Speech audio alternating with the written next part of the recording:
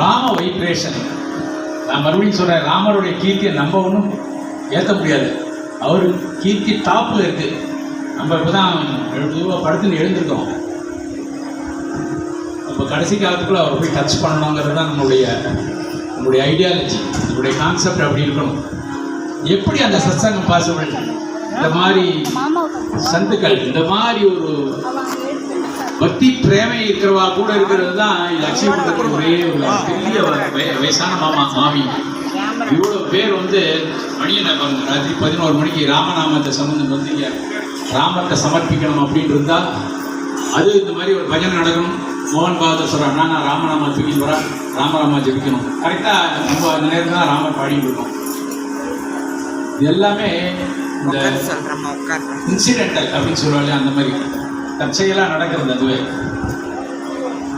அதனால இந்த ராமநாமம் வேதையாளுவா ஏற்றுப்பாடும் மக உபேட்சிதாம் ராம யோக்கியதானவே அப்படின்னு சொல்ற மாதிரி, என்ன ராமா கிருஷ்ணன் சொல்றது உனக்கு யோக்கியதை இல்லைன்னு சொல்லாமல் இது ராமான்னு கேட்காரு, ராமதாஸ் கேட்காரு.